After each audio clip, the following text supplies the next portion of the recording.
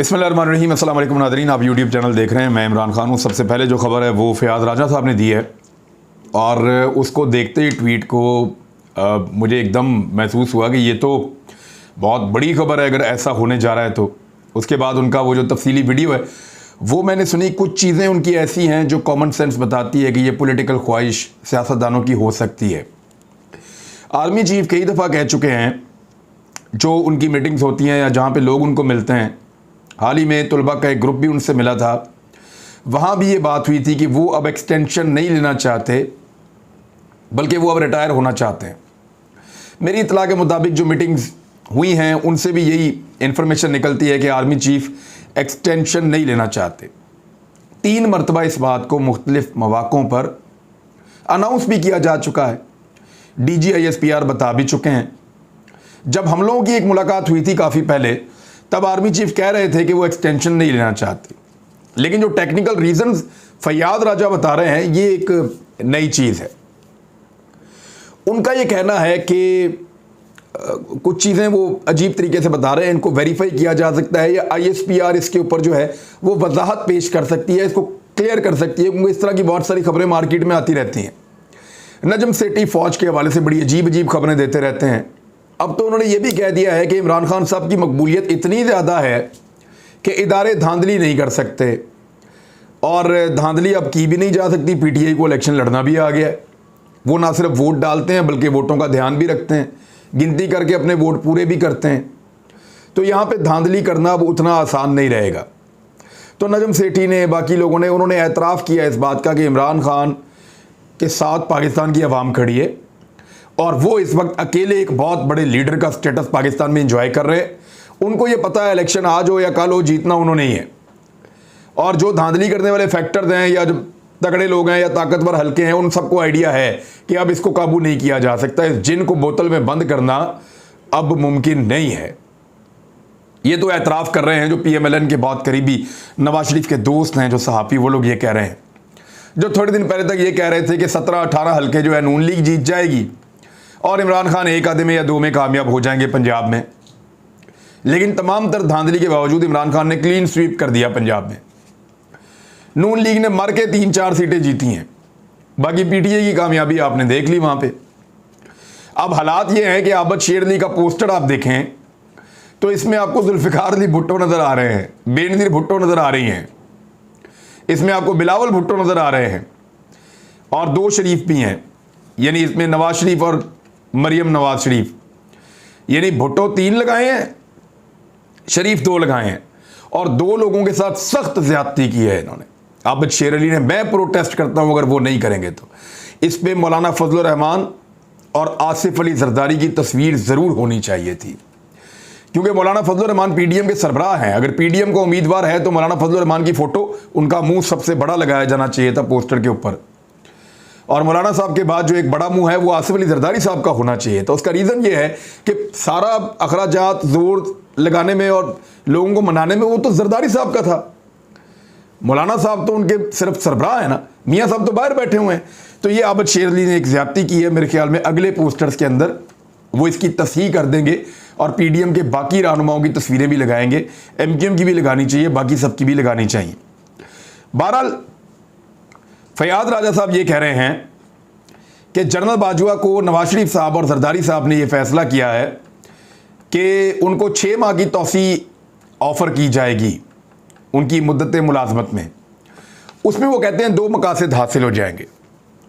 पहला मकसद ये है, वो कहते हैं जी सबसे पहले तो वो चेक करेंगे कि इमरान खान साहब ये 9 हल्कों के अंदर इलेक्शन जीतते हैं या कुछ कम के अंदर जीतते हैं। अगर तो उनकी पॉपुलैरिटी बहुत है और इमरान खान साहब 9 के 9 हल्कों से इलेक्शन जीत जाते हैं तो फिर जनरल बाजवा को एक्सटेंशन ऑफर कर सकते हैं इंपोर्टेड हुकूमत के लोग या जरदारी साहब और नवाज शरीफ साहब। और उस एक्सटेंशन के नतीजे में, और 6 माह की एक्सटेंशन, उसमें 2 काम मुबैना तौर पे जो फ़याज़ राजा साहब ने बताया। नंबर 1 कि फिर आम इंतखाबात होंगे फरवरी-मार्च के अंदर, और वो शायद ये चाहते हैं कि उस वक्त army chief general Qamar Javed Bajwa हूँ, उन पे शायद उनका ट्रस्ट ज़्यादा है कि वो ज़्यादा बेहतर इलेक्शन करवा देंगे उनके लिए या पाकिस्तान के लिए, जैसे भी आप समझें इसको। दूसरा, वो ये चाहते हैं कि कुछ रिटायरमेंट्स हो जाएंगी और उसके बाद जो नए आने वाले आर्मी चीफ के लिए जो नाम हैं उनकी लिस्ट थोड़ी सी तब्दील हो जाएगी। कुछ ऑफिसर रिटायर हो जाएंगे, कुछ नीचे से आ जाएंगे, तो एक लिस्ट, ये मुबैना तौर पे ये फ़याज़ राजा साहब ने इसको क्लेम किया है, मैं आपको एज इट इज़ रिपोर्ट कर रहा हूँ। इसकी तस्दीक मैंने नहीं की, और वो मैं इसलिए नहीं कर सकता, आजकल रब्ता ही नहीं करता, कोई सवालों के जवाब ही नहीं मिल रहे, और नंबर सारे मेरे से छीन के मेरा मोबाइल जो है वो उसके अंदर ज़ाया कर दिए गए हैं। तो सिचुएशन अब आपके सामने, लेकिन फिर भी मैंने चंद सोर्सेज से बात की, उन्होंने कहा जी बिल्कुल तो डिनाई नहीं इस खबर को किया जा सकता, पॉसिबिलिटीज़ हर चीज़ की होती हैं।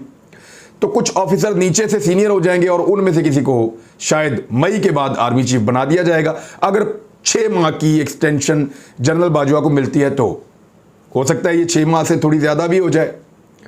तो डिपेंड करता है कि क्या फैसला लिया जाएगा, लेकिन ये खबर एक बहुत बड़ी बन जाएगी आने वाले वक्त में, और इसका पता चलेगा आपको अक्टूबर नवंबर में।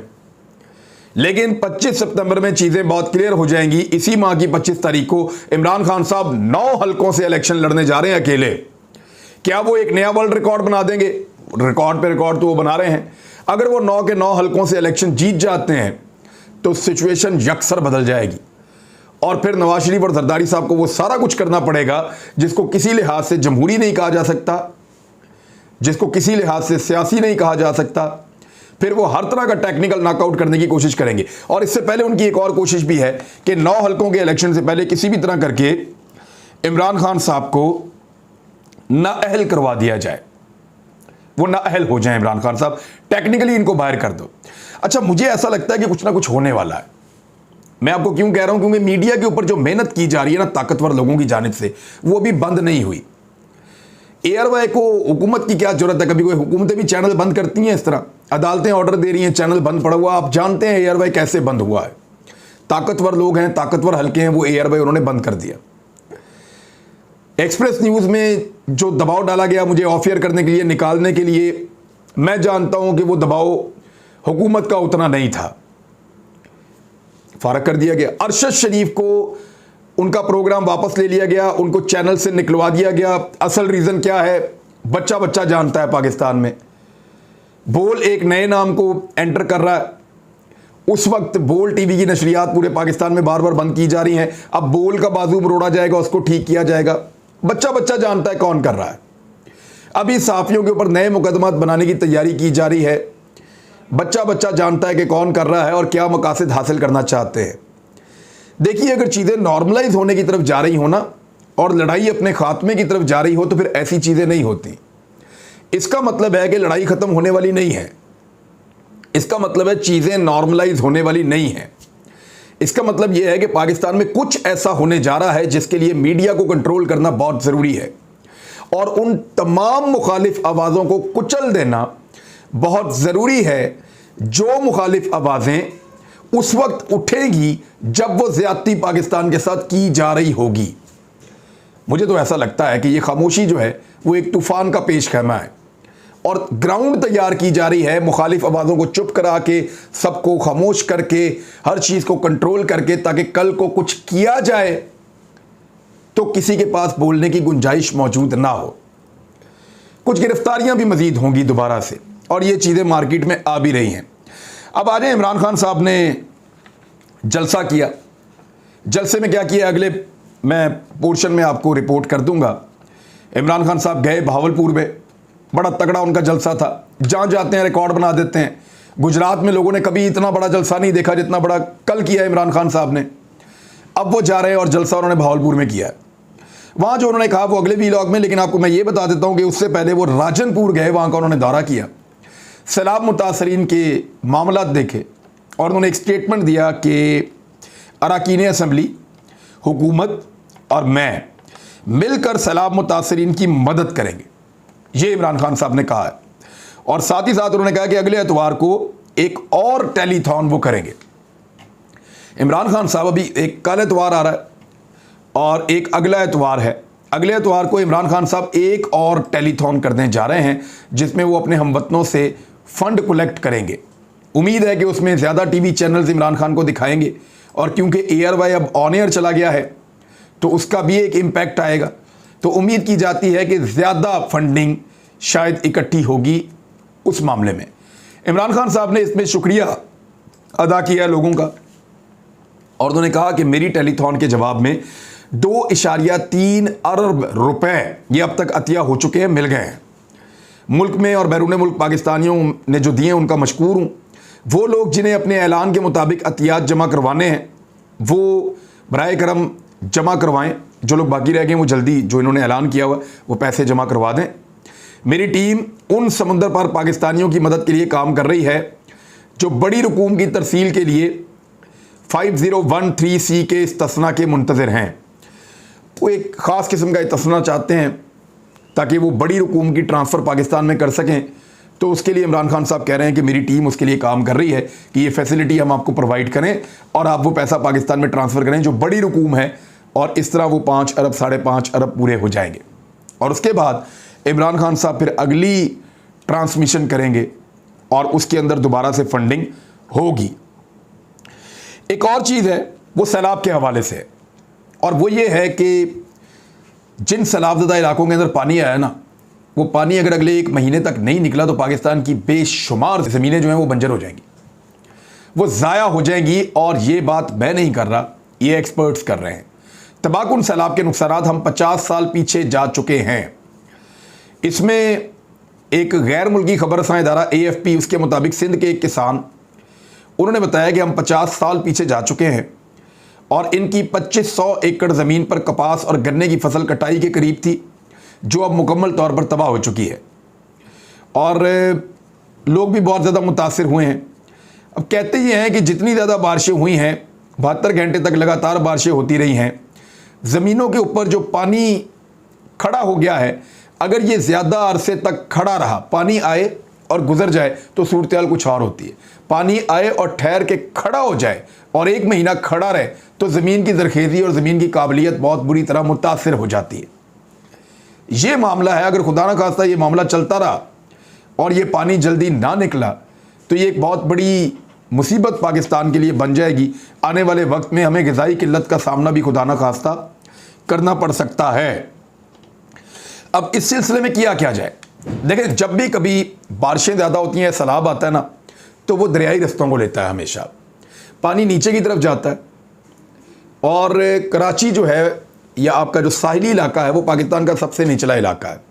जैसे जैसे ऊपर आते हैं, ऊपर फिर पंजाब है, पंजाब से ऊपर खैबर पख्तूनख्वा, गिलगित बल्तिस्तान है, ये सारे एरियाज आपके ऊपर की तरफ जाते हैं, तो पानी नीचे की तरफ बहता है और उसके रास्ते बने हुए हैं जिन्हें हम दरिया कहते हैं। जब कभी बारिशें तवक्को से बहुत ज़्यादा हो जाएं, 5 गुना हो जाएं, 7 गुना हो जाएं, तो होता क्या है कि मुख्तलिफ एरियाज में पानी जमा हो जाता है और दरियाओं में पानी का फ्लो बढ़ के बाहर निकल आता है। तो इस तरह एक सैलाब जैसी कैफियत पैदा हो जाती है और आसपास की ज़मीनें सारी डूब जाती हैं। लेकिन जैसे जैसे वो पानी समुद्र में गिरता रहता है, वैसे वैसे दरिया का लेवल नीचे जाता है और साइडों का पानी दरिया में जमा होता है, और जब वो दरिया में जमा होता है तो वो पानी भी सारा का सारा समुद्र में चला जाता है। इस तरह 10-15 दिनों के अंदर पाकिस्तान खुश्क हो सकता है। लेकिन अनफॉर्चुनेटली बड़े ताकतवर और तगड़े ज़मींदारों ने अजीबोगरीब किस्म की अपनी ज़मीनों में बंद बांधे हुए हैं। जो गरीब किसान हैं या आम लोग हैं, उनकी ज़मीनों के अंदर जब पानी इकट्ठा हो जाता है तो ये बड़े बड़े ज़मींदार अपनी ज़मीनों के पानी के लिए तो उन्होंने बंदोबस्त किया हुआ है, लेकिन बंद बांध के अपनी ज़मीनों में से गरीबों का पानी गुजरने नहीं देते। तो उसकी वजह से वो पानी दरियाओं में नहीं जाता और लेवल नीचे नहीं आता। पाकिस्तान में बेशुमार ज़मीनें ऐसी हैं, आम हारियों की, किसानों की वो ज़मीनें हैं जिनके आगे बड़े बड़े सरदारों ने बंद बांधे हुए हैं और वो उनके अंदर शिगाफ डालने के लिए तैयार नहीं है, क्योंकि उससे उनकी कुछ ज़मीन मुतासिर होती है या पानी उनकी ज़मीन में से गुजर के आगे जाएगा। तो ये जो वजह है, ये सबसे बड़ी वजह है कि वो सारे पानी को अपनी ज़मीन के ऊपर से गुजर कर जाने नहीं देना चाहते कि हमारी ज़मीन का थोड़ा सा नुकसान भी ना हो, और इसकी वजह से पाकिस्तान का एक बड़ा नुकसान हो रहा है। मेरे ख्याल में पाकिस्तान के जो इदारे हैं, तमाम इदारे, उनको बैठ के मैपिंग करनी चाहिए और उन तमाम जगहों पर शगाफ डालना चाहिए हंगामी बुनियादों के ऊपर, चाहे वो ज़मीन कितने भी ताकतवर आदमी की है। अभी मुझे एक फ़ोन आया, केडी साहब बड़े मशहूर हैं, केडी साहब के नाम से, खालिद मलिक साहब है, ये ड्रामा इंडस्ट्री का एक नाम है, बड़ी मेहनत के साथ काम करते हैं। इन्होंने कहा जी हम गए हैं, हमने जाकर सैलाब मुतासरा इलाकों में विज़िट किया है, जोडो से लेकर रोशनाबाद तक कहते जी हम गए हैं। वहाँ एक बहुत बड़े वडेरे की आगे ज़मीन है और पीछे कुछ 10-10 फुट खेतों के ऊपर पानी खड़ा हुआ है। वो कहते हैं अगर वो वहाँ पे शगाफ डालने दे वो वडेरा, तो ये पानी निकलना शुरू हो जाएगा 10-15 दिन के अंदर, 20 दिन के अंदर निकल जाएगा। लेकिन अगर वो शगाफ नहीं डालने देगा तो ये पानी 6 महीने भी यहीं खड़ा रहेगा और ये ज़मीनें हमेशा के लिए बर्बाद हो जाएंगी। फिर इनको वापस दरखेज होने में बहुत टाइम लगेगा। ये सारी सूरत हाल है और इसमें हुकूमत की जिम्मेदारी है कि वो इन सारी चीज़ों को ठीक करे। IMF ने बड़े शिकवे और शिकायतें की हैं मौजूदा हुकूमत से। शौकत तरीन साहब ने भी एक दावा किया है कि हम होते तो IMF को बाय बाय करते। अगले व्लॉग में आपको मैं बताऊंगा पेट्रोल और बिजली कैसे मज़ीद महंगे होने जा रहे हैं, ये चीज़ें भी मैं आपको बताऊंगा। और रेडियो पाकिस्तान का जो एक ख़र्चा है वो उठाने के लिए वो बोझ भी पाकिस्तान के आम आदमी पे कैसे अब डाला जाएगा, टीवी के बाद, पाकिस्तान टेलीविज़न के बाद रेडियो पाकिस्तान भी। अगले व्लॉग में बताता हूँ। अब तक के लिए इतना ही। अपना ख्याल रखिएगा, अपने चैनल का भी। अल्लाह हाफ़िज़।